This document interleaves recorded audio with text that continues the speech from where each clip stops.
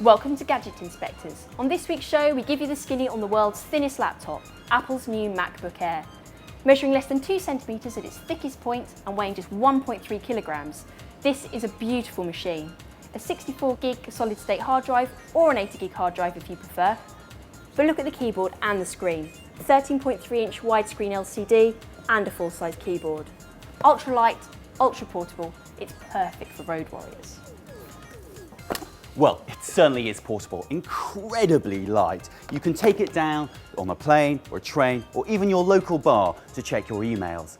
The most beautiful and stylish gadget I've seen in years.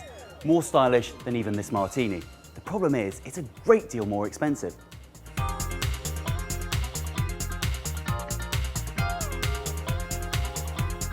One of the really nice things about the Air is it brings a little bit of the iPhone's multi-touch glamour to a laptop. This is a multi-touch trackpad, which means you can use your fingers to gesture on it, to zoom in and out of photos, scroll through items in a list and that kind of thing. So here's a photo, for example. By pinching and moving your fingers together and apart, you can zoom in and out of it.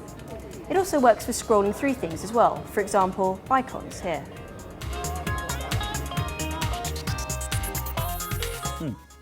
I love this full-size keyboard, and this two-finger thing is great. The problem is though, once you've picked your application, if you double-click, it doesn't work. You have to press a separate button, and that's a small problem.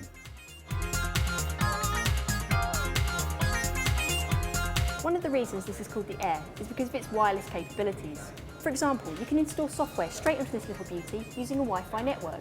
You just borrow the disk drive on another computer. Whether it's a PC or a Mac, it doesn't matter. Straight onto this. Not only that, but you can also wirelessly back up all of the data on the hard drive using a device called the Time Capsule and your home Wi-Fi network. It means you'll never lose your data again. This has got 64 gig of memory, not quite enough to hold my extensive library of feature films, which I like to watch when I'm on the road. Now, this wouldn't be a problem if I could just put DVDs and play them in the machine, but I can't. It hasn't got a DVD drive. I have to rely on an external box to plug it in. I think this is a major flaw and makes it less than portable. There's one really big benefit of the 64 gig solid state drive, and that's the fact it makes this computer much quicker to boot up, which can be a real time saver when you're on a tight schedule. And although you can't expand to 2 gig of memory, it's perfectly adequate for some of the stuff you'll be doing on this laptop. The MacBook Air is so sleek and sexy, it's only got space for one USB port. Now this is a problem if you want to upload songs onto your iPod and there's already another gadget plugged in. There's no hole. The other problem is there's no Ethernet port. Apple just presumed that you are Wi-Fi enabled. Well, I'm not.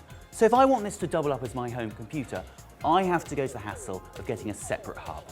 Of course, Apple's had to make some compromises when putting together the Air. You don't cram that much into something this small without cutting a few bits out. And I know that for some people, the lack of optical drive and the single USB port are going to be deal breakers. But it's all a question of attitude. And your attitude's wrong, Harry. You've got to think of the Air as a thing of beauty and frivolity, perhaps, rather than a workhorse computer. Think of it as your mistress rather than your wife. And it's for that reason that I give the Air a naughty but nice 9 out of 10. Claudine's right. This is a mistress. But what's the point of a mistress who's great in the bedroom and not in the kitchen? For £2,000, I think this should double up as your home computer, and it can't really do that. But as a portable machine goes, it is a beautiful and easy to use piece of work. I give this an impressive 8 out of 10.